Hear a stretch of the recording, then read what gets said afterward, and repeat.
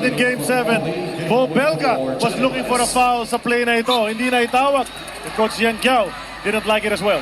Oh, yan yung reklamo nila. They felt that he got hit in the forearm. At ito, pumunta pa nga si Coach Yan Giao. Walked across the official's table. Na-warningan si Coach Yan Giao for resentment to a non-call. This quarter is brought to us by Motolite. For express in service, call 370-6686. This is the last quarter of the PBA Commissioner's Cup. And it's traveling call on RDO para umpisahan itong quarter na ito. Ang tough defense by Bo Belga. Swing it over to Gabe Norwood. He's also been a non-factor sa larong ito. At Chisholm tries to get some points at that post. Fight going up. Pupunta sa linya si Wayne Chisholm para Washington and RDO up front. Bonacera at Castro naman ang kanilang backcourt. Wala si Ivan Johnson sa loob for Talking Dex. Free throw din sa atin na Smart. Live more. That's why, it's a tough matchup para kay Jay Washington to guard itong Chisholm at the post. Although Jay Washington nakaka-10 points na rito, big contribution para sa kanya. A big 3-point shot to win the third period. That's a big three-pointer mula kay RDO. Grabe yung Face, and it's ringless pa yung tira niya. And that's not an ordinary hand. Hand yun ni Bo Belga. Oo nga. Chisholm trying to force his way dito sa poste. Turn around. Naghahanap pa na ng pito. Jason Castro pleading his case. Bolang-bola raw kanya. Ang punto sinasabi natin, if you're Raider Giant, you don't want him to facilitate. You'd rather play honest defense on him and goad him to make the shot. Free throws ni Chisholm at sa atin na Smart. Live more. Napaka-ikling pahinga para kay Ivan Johnson. Kinito, pinasok sa muli ni Coach John Wichico. Tanggal naman si Gabe Norwood to play defense. Plus, there's no reason to save your import. This is Game 7. Tama. Diba? Ubuksan na yan ng lakas. Kaya mo ba papasok ulit dito? Baka matapos pa yung oras. But they're protecting a 6-point lead. 10:40 remaining in the ballgame. At least in regulation. And another player hits the deck. Ngayon, si Uiloan naman yan. At matatawagan pa siya ng foul. And you'll see a lot of ball screens here by Ranidel Del Campo because they want to force that switch na si Ganyahan mapupunta dito kay Jason Castro. See how that works. Yun na nga nangyari sa play na yun. Ganyahan trying to stay with Castro. Takes the three over. The arms of Ganyahan. Ranidel disrespecting Belga. Castro doing the same to Ganyahan. 3 points out and it's out of PLDT home pad.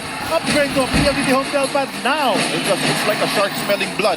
Once that switch happens, alam na ni Jason Castro gagawin niya. Let's go to Risa Diaz. I asked Coach Tad Bowling kung paano ba nila dapat tapusin itong laro na to. Ang sabi niya, we have to hustle some more. Win the 50-50 balls. Get... Sinabayan ni Ranidel. Supal-pal pataas.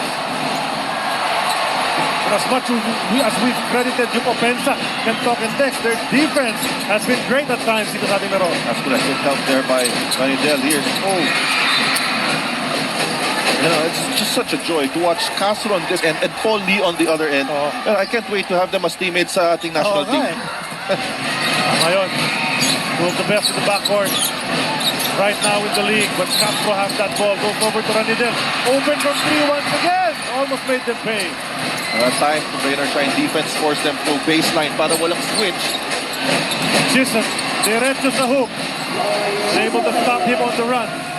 That's a smooth move by Wayne Chisholm. By the way, si Chisholm has all the points of Raider Shine dito sa fourth period. So that's not balanced scoring. You need to get the locals involved.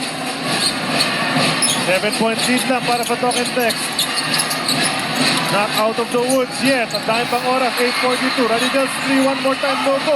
But look who's there. He's been doing it his whole career. Harvey Carey, offensive rebound na naman. Well, if he stays away from the basket, kasalanan ni Harvey Carey yan. That's why yan ang role niya. To hang around near the basket and get offensive boards. Castro. Parang lahat ng pasano outside the 3-point arc. It's a threat para sa Talk and Dex. Ivan's 3. Offline and Carey once again. Harvey Carey with another offensive rebound.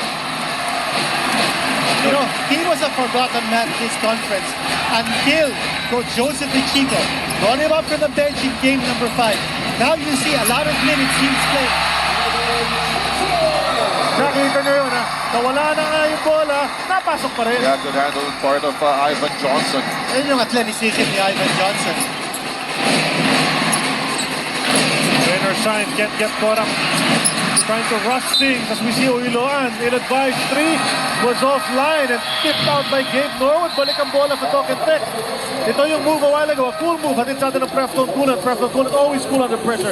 Protects against overheating and is trusted by 8 out of 10 drivers. Ivan Johnson pushes the lead.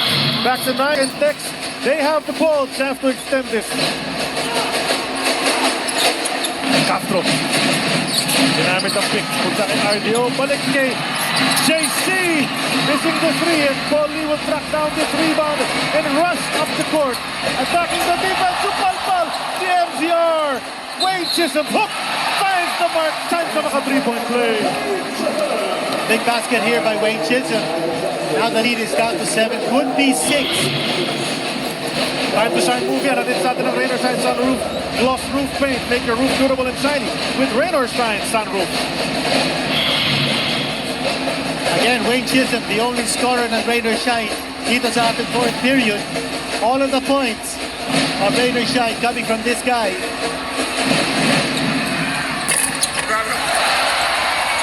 With this ang bonus free throw, the Wayne Chisholm could have cut the lead down to just 6.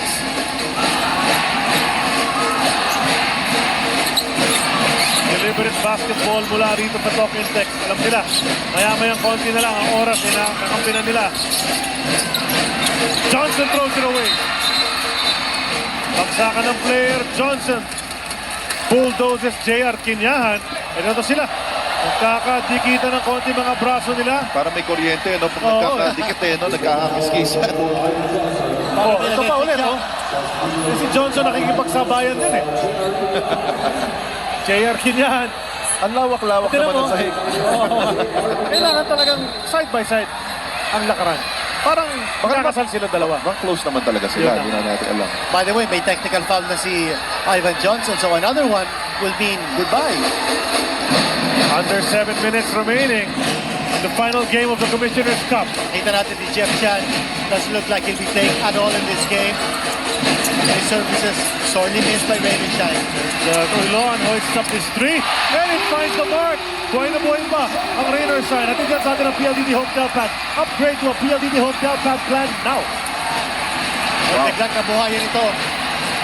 That 3-point shot coming from Uiloan. That's his second in the game.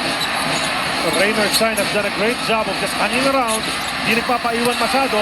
Carry on the way up. Blocked away by Uiloan. Ibanez was there para tumulog din. Look at the adjustment by Coach Yeng. He has 4 guards on the floor. Norwood playing the 4th.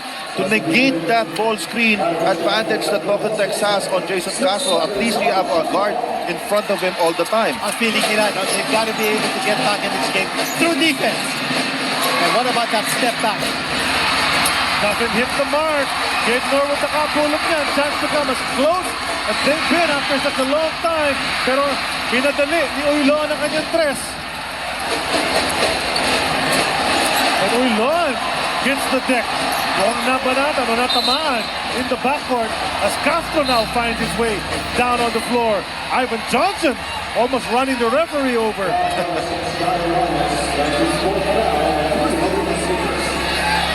Well, 2 men down, now just 1 man down. But the problem here, there was no call. Yeah. So you cannot review that because there was no call. Now, if there was a call and you review that, then you can assess that as a F1 or F2. Pero walang call eh. Tama yun.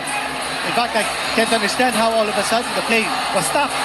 Who stopped the play? Ito, nag-foul si Ibanez. Nag-foul si Final Ibanez. niya si Jason Castro. Okay. Dahil outnumbered na nga sila. So ito, na-assess pa ng mga referees.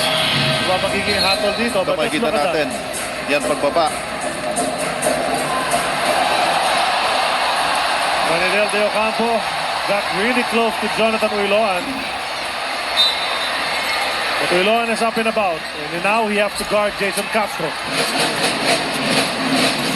Tuloy-tuloy lang ang aksyon. This is championship basketball.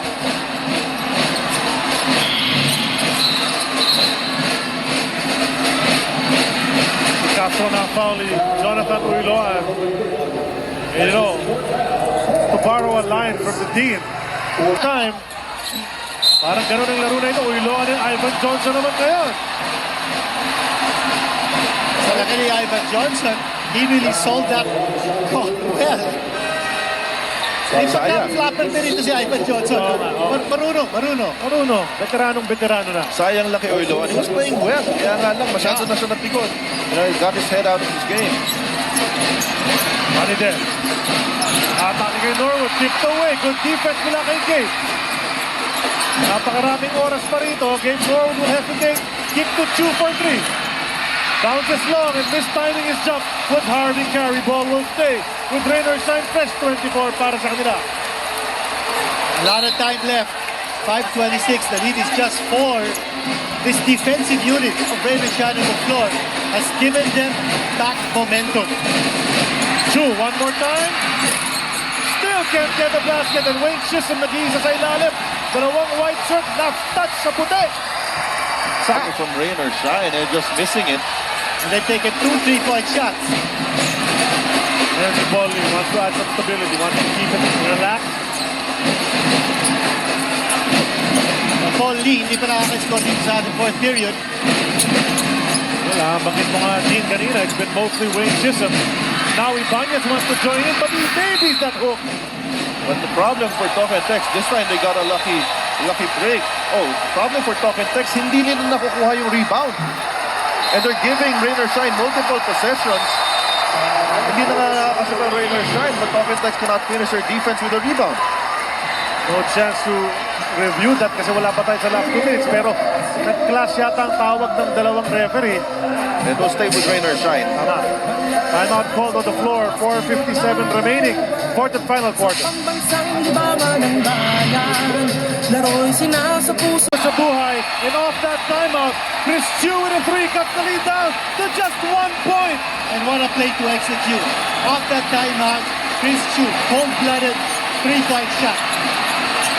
Ang defense ng Raynor Shine, andyan. Rocket text ngayon. Anong sagot nila?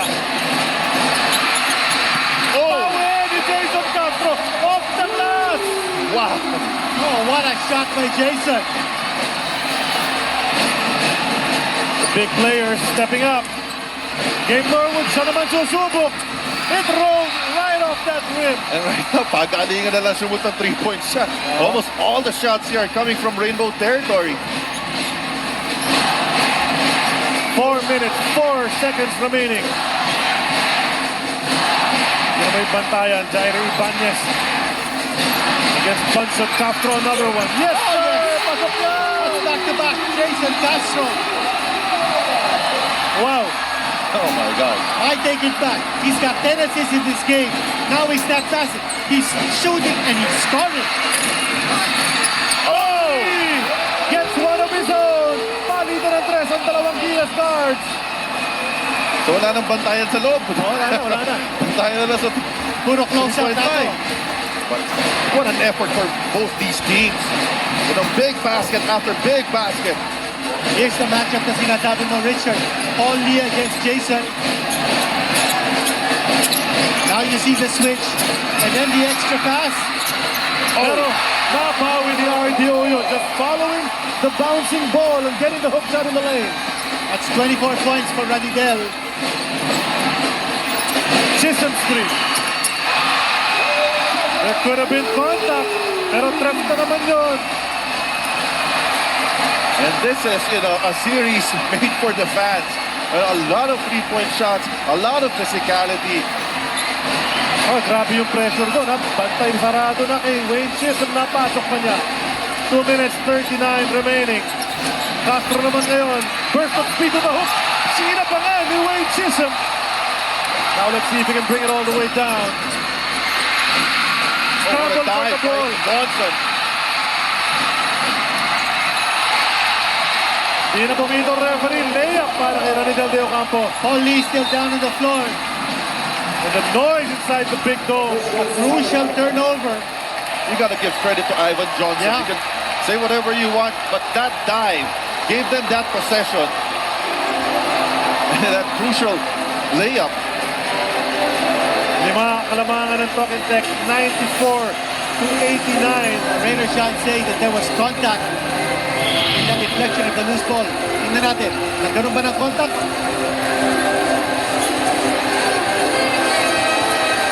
Ayun. Okay. Ayun, meron. Looked like a second motion. But ang problema nga On eh, the part walang of tawag eh. Johnson.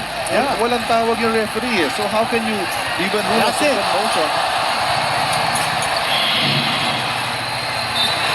That's right, Coach Richard, the best mo na nabanggit yun. Pag walang tawag ang referee, hindi mo na pwedeng balikan. Maybe after the game, might have been a missed call, but right now, wala. Pwede ng layup ni Chris Chu. Time is dwindling. 2:05 na lang natitira rito. 5 lamang ng Tong and Tex. We're in the last 2 minutes. Power up with Cobra.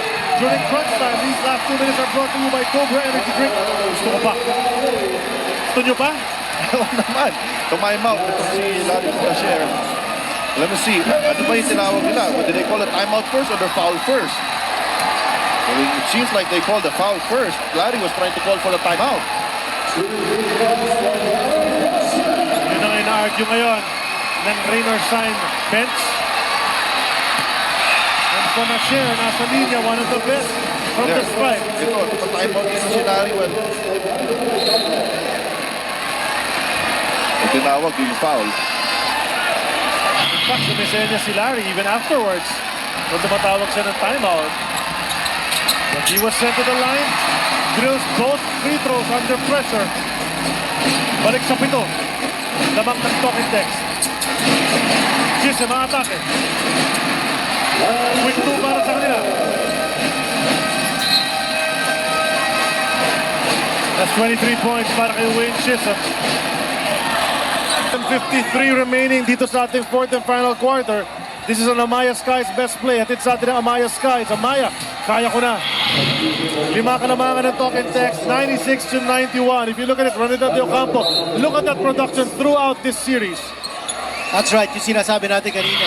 That pag nananalo at talk and text dito sa ating final series, maganda ang output ni Ronaldinho de Ocampo. Ito yung fast break kanina ni Ronaldinho. Hatid sa atin ng Smart. Live more. They get the ball in bounds. Ronaldinho, may tangan. Hands it off to his partner, Castro. They'll waste away as much time as they can. Ronaldinho was open momentarily.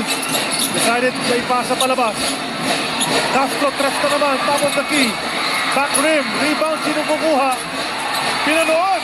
And Harvey Carey doing what he does best. Might have stepped over the line. Yes, yes. Referee Art Herrera blows his whistle. You know, this is just a two-possession game. 1 minute and 24. And with the way Rainer Shine has been shooting those threes, you know, they're very much in this game.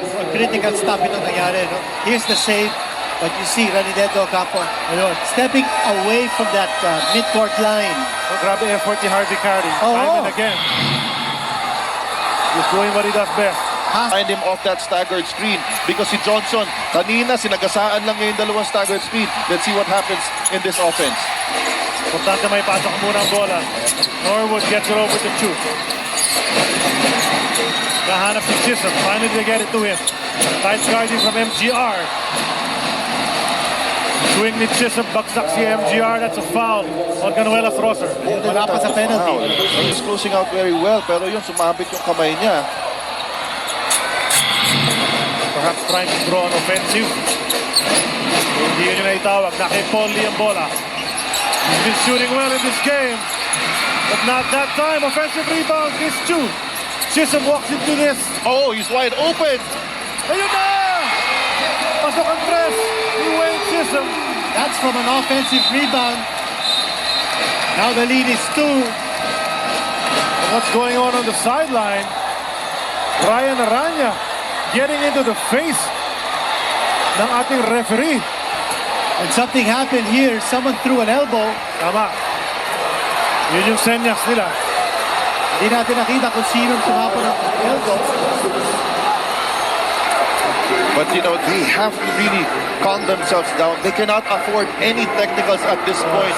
It's so crucial. This is only a 2-point ball game, and you don't want to lose this series on a technical. That's right. 1 minute and 3 remaining. Ryan Aranya able to compose himself after the initial outburst.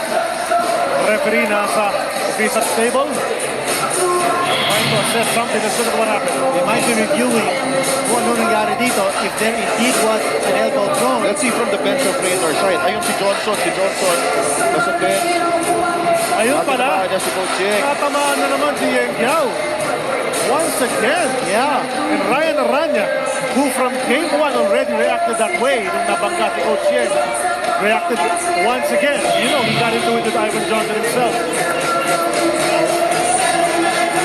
So Ivan Johnson, again making contact with certainly not his best friend in the PBA, si Coach Yeng Yao. Tama yun. Sino ba best friend niya sa PBA? Mga kakampi niya siguro, baka pwede. Now, if he's called for a technical foul, that's it for Ivan Johnson because he already has one technical foul sa laro. Yeng Yao have taken 3 fumbles already in this series. One time, iniwasan niya si Ivan Johnson, fell over the speakers. That's correct. But you know, problem for Talk and Text, again, they did not get that rebound. Ito, time to shine move. Yung Trefty Wayne Chisholm. Hatid sa atin ang Rain or Shine Sunroof Gloss Roof Paint. Make your roof durable and shiny with Rain or Shine Sunroof. And nothing is called on that play. So balik sa aksyon. Talk and Text with the ball. 1 minute and 3. Isimulado eh. Yung pagkapangga ni Ivan Johnson kay Coach Yeng Yao. Yochat Ibanez. Ian Johnson practically wrestling each other. Pero ang bola na kay Castro. Dangerous with that ball. Down to 7. RDO. Over to carry. He has to take a move. Masyado malakas off the glass. Bagsak si Ivan Johnson on the rebound play. Sayang doon dahil 1 second na lang sa shot clock. Yes. And you know, both teams, you know, they're playing good defense, pero yung rebound lang, one defensive rebound. Gabe Hogan is called for the foul. Bad fall suffered by Ivan Johnson. Lakas nga bagsak ni Ivan Johnson dun sa play na yon. Ito makikita natin. But you know, the key defensive play dito ng Rain or Shine is that they didn't allow Ivan Johnson, Ranidel, Larry Forrechel, or Jason Castro to take the shot. It was Harvey Carey. And that was a tough shot by Carey. Well, you can see the hand of Gabe Norwood on the forearm there of Ivan Johnson. I think that's what the referee saw. Ngayon, nasa linya si Ivan Johnson. A chance to extend his lead. Dalawa lang ang lamang ng Talk and Text. 39.3. Ito. Remember, he took a bad fall. And that's a great confidence booster, making that first free throw. Now for defensive purposes, Kelly Williams inside. There might be blood here on... Yeah, I think there's blood on... Sa may elbow. Sa may Yata sa may siko. patansiko. Ang problema, pinapahiran ng toilet paper. Hindi yata... Baka hindi titigan yung dugo dyan. Oo nga. When you notice that si Jason Castro pinalitan ni Kelly Williams. So this defensive unit of Coach Joseph Chico. Yes, and you know, they need to stop the bleeding. Otherwise, if they... And very expressionless, ha? Yan, si referee Ivan Arthur, si Herrera, nandun sa officials table. Sabi niya, tuloy na laro. Hindi, ito, pupunta pa siya dun sa officials table. They will clarify something. Kasi may dugo pa eh. Yeah, as they try to immediately put or cover And that. Coach to stop the Yao bleeding. is wondering why this special attention para kay Ivan Johnson. He's asking why a timeout is not being called or charged on Talk and Text. Is this still an official's timeout? But they made him shoot the first free throw Yes, already. the free throw has been sunk.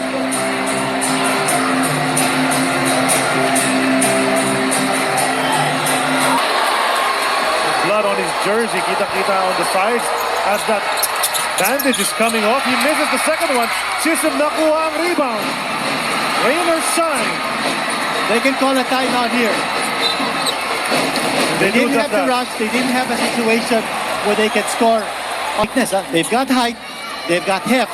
Pero wala sila masyadong quickness. So you would expect maybe Paul Lee and Jaire Ibanez to call the shots here, use their quickness. And then you have another guy, si Chris Hsu on the floor. Nakuha ni Chisholm ang bola. Takes the three off balance. Oh, Makes it!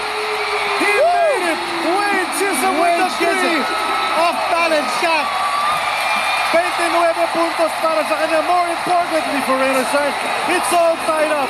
The second deadlock of the game, the last time we were tied, was at 3-all sa umpisa ng ating laro. That was What an a game. unbelievable three-point shot.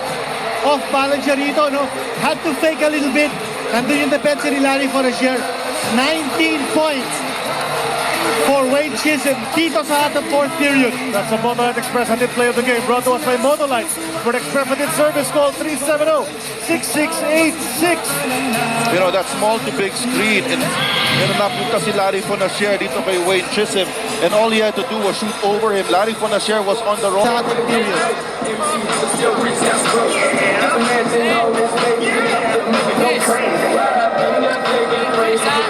We don't know if it'll end in the next 26.2 or if we'll need some more time.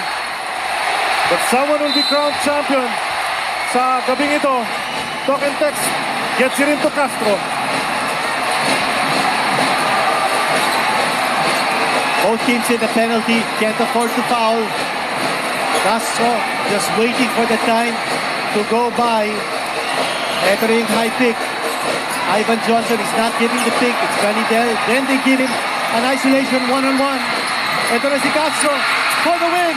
Dito masok rebound ni Chisholm. They call a timeout. They call the timeout immediately sa pag-rebound.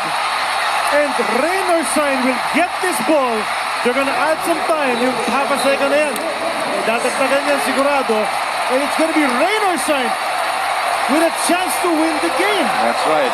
But you know, he has been their hero for this whole conference. He's the best player of the conference. You know, it's only fitting that he takes, given the opportunity to take this shot. Sinigurado ni Wayne Chisholm na ma-box out niya si master offensive rebounder. Hindi na natin kailan siya tatawag ng timeout. Yun ang importante, yung pag-signal niya ng timeout. He didn't call that timeout right away when No, he he got the didn't. rebound. I think his teammates were telling him to call the timeout. Pakita natin, he should have called the timeout immediately after grabbing possession. Hindi pa siya tumawag timeout. dito. Hindi pa. Doon pa lang. Doon lang siya tumawag na timeout. Can't see the clock upstairs. Yeah. But definitely they will add some seconds. If not a few tenths of a second. Yeah. Or a fraction of a second. It's like fake this, but he's gonna come to you. You're gonna take that shot, okay? It's gotta be quick. Make it look like you're going over the top, okay? You Paul, please make it look like you're gonna set him up in the top. Direct, look at the ball, and then turn, okay? Make that, Gabe. I'm gonna give him back. Listen, Gabe. If they catch him, okay? If they switch on him, Jared is gonna be open in the middle.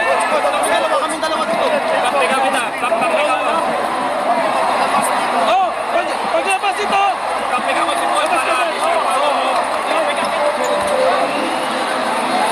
Di pa natin alam kung but the man who's going to receive will be given a series of screens so that he can disengage, get the separation, and then have a good look. And if you're talking text, you don't want to give that separation. You don't want to give anyone a good look. I think what Talk and Text is clarifying is to make a delay of game na sila. Because that would allow them, kung wala pa, that would allow them to see how this offense will be going kung magde-delay sila. Wait, which 1.6? 1.6 ang natira. Nagdagdag sila ng more than 1 second. 1.1 Oh, 1.1. second ang dinagdag nila. And then the Talk and Text took that delay of game, but right now, they have to go. Chris Chu, hoist it up. At Excellent defense by Talking Text. No good look. ayaw mag-iwanan ng dalawang team na ito. Nagkamali si kapatid na si Magumar doon. Sabi niya, 48 minutes na lang pagkatapos ng Game 6. Kulang pa pala. May 5 minutes pa tayo para tingnan kung sino mananalo ng Commissioner's Cup Trophy, Richard. Well, you know, rain or shine, and every time they finish the game strong, right?